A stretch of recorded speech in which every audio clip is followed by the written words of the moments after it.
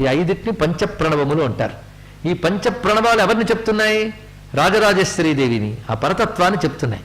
కనుక మనం ఈ పంచప్రణవాలు అంటూ ఉంటే అవి ఝంకారం చేసేది. ప్రణవం ధ్వని కదా, మంత్రం అన్నామంటే ధ్వని. ఆ ధ్వని అంటే నాదం. 9 ఏం చేస్తుంది? నాదమేగా. కనుక ఒక్కొక్క బీజాక్షరం నాదం చేస్తున్న 9లా బయలుదేరింది. అది ఎక్కడికి చేరుకుంటుంది? క్రమంగా పరిశీలించు. అది క్రమంగా సహస్రార పద్మం దగ్గరున్న రాజరాజేశ్వరి తత్వంలోకి ప్రవేశిస్తుంది ఇవన్నీ ఇక్కడ. కనుక ఆ అక్షరములన్నీ అమ్మ చుట్టూ తిరుగుతున్నాయండి ఇక్కడ. అమ్మని చెప్పడం కోసమే, అమ్మని స్తుతించడం కోసమే పుట్టినవి.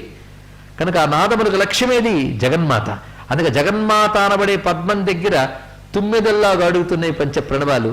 ఆ పంచప్రణవాలు ఏ పద్మం దగ్గర ఆడుతున్నాయో ఆ పద్మాను నువ్వమ్మ అన్నారు ఇక్కడ. ఇది ఒక విశేషమైన అర్థం.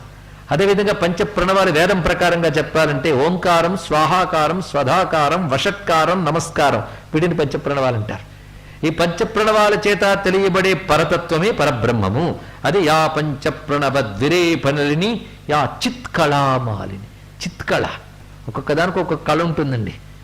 వాక్కుకో కళ ఉంటుంది, కంటికో కళ ఉంటుంది, చేతికో కళ ఉంటుంది. ఆ కళ లేకపోతే అది పనిచేయదు, అవునా లేదా? ఏంటంటే ముఖం కళావిహీనంగా అంటూ ఉంటాం లోకంలో. కళ అంటే ఒకానొక దానికి ఉండవలసినటువంటి తేజస్సు, బలము కళ. కంటికి చూపు కళ, చెవికి వినికిడి కళ. ఎంతంత చెవిలో అనరు, ఎంత చక్కగా వింటాడో అంటారు ఇక్కడ. దానికి ఉండవలసిన కళ అది. కనుక దేని శక్తి దానికి కళ. ఈ కళలన్నీ దేన్ని అనుసరించి ఉంటాయి? దాని అన్నిటికీ మూలమైన ముఖ్య ధాతు కళ ఒకటి ఉందండి, దాని పేరు చిత్కళ. ఆ చిత్కళ ప్రధానం. ఇవన్నీ ఉంటాయి, పోతూ ఉంటాయి, చిత్కళ పోదు. ఆ చిత్కళను అనుసరించి ఇవన్నీ పనిచేస్తుంటాయి ఇక్కడ. ఆ చిత్కళ ఒకటి ఉంటే దాన్ని అనుసరిస్తూ వస్తుంటాయి. అనుసరించి వచ్చేవన్నీ మాల అంటారు ఇక్కడ. కనుక చిత్కళగా ఉంటూ దాని నుంచి అన్ని కళల్ని ప్రకాశింపజేస్తుంది కనుక చిత్కళామాలిని అని మాట అందంగా చెప్పారు ఇక్కడ.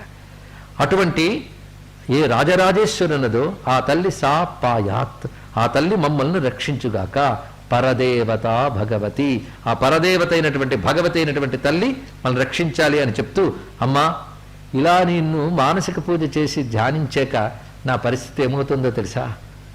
మనస్సుతో నిన్ను పూజించే రూపాన్ని అలా ధ్యానిస్తే నాకింకా చక్షు పశ్యతు నేహ కించన పర్రం ఘ్రాణం నవాజిఘ్రతు శ్రోత్రం హంత శృణోతు నత్వగపి నస్పర్శం సమాలంబతాం జిహ్వావేత్తు నవారసం మమ పరం యుష్మత్ స్వరూపామృతే నిత్యానంద విఘూర్ణమాన నయనే నిత్యం మనోమజ్జతు.